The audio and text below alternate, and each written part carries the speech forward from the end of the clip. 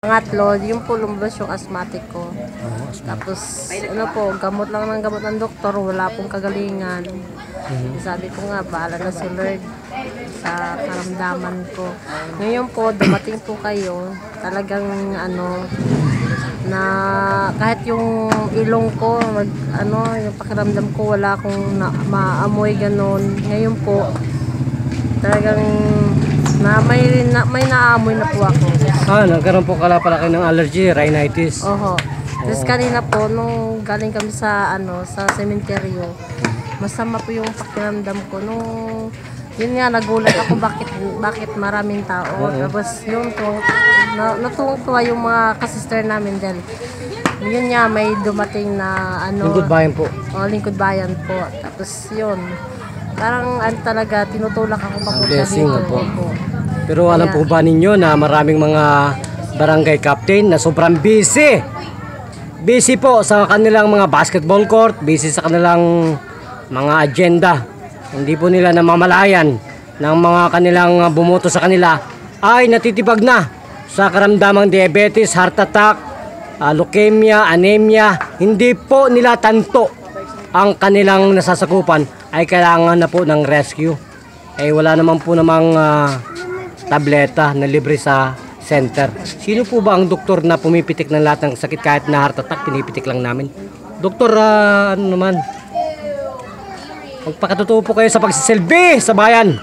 Yan po ang aming lingkod bayan na kumakatok sa inyong bunsuran at mga pintuan, mga ginigiliw naming mga kapitan di barangay. Kayo po sana ay maglingkod ng taos puso sa inyong mga nasasakupan. Hindi lang po sa pera mag-uusap, kundi po sa tunay na pagdilingkod.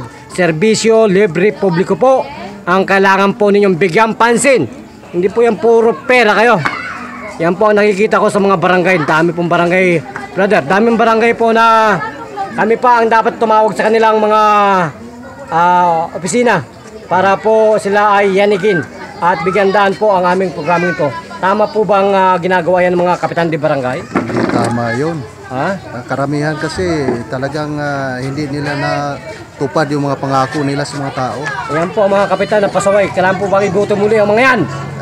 Hindi, nasunod. Ayun po yun. Kailangan po, marami pong mga barangay na talagang pasaway. Napakarami po. So sister, gaano po kabuhay ang Panginoon sa inyong harapan? Madali, pinagaling niya po ako ng agad-agad po. Opo, ilan na pong taong kayong binabagabag ng ganyang problema? Ako ngayon, 39 years old na po. So ilan pong taong kayo binabagabag ng asma na yan? 14 years. 14 years. Kung gano'n po, magbigay po kayo at magpakilala sa sambayan ng Pilipino at sa buong mundo. Sino pong tunay na pangalan natin? Alma de Chavez po. Alma? De Chavez. De Chavez. So nasa iyo po lahat ng pagkakataon para po magpatuto at magpakatuto tayo sa ating mga nanood po sa aming sambayan ito ng Lingkod Bayan. So nasa inyo po lahat ang pagkakataon para po magpasalamat. Sige po. Salamat po ako kay Bro Tony Falcon. Tony Falcon, yan po ang ating programa. Lingkod Bayan ni Brother Tony Falcon. Ang pinaka-guwapito ng Lingkod Bayan. Yan po ang ating gerontologist.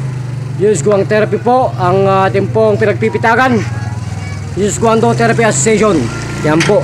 So isang tanong, isang sagot. Naligayan po ba kayo, sister? Salamat po kayo at hindi pasaway ang inyo pong presidente dito. Napakadakila ng mga taong ganyan.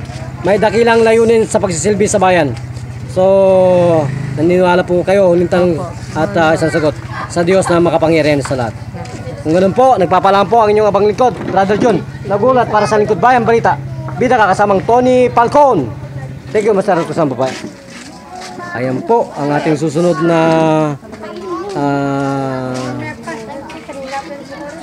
binibiyandaan natin, brother. Arito, Master Kusang Babae.